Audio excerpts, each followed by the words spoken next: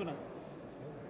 The entire process of delivering a turret to a customer is done here in Romania. We are starting with the fact that we have here a very good mechanical engineering team that we are going to increase and more than double this year. So we are starting from mechanical design here in Romania.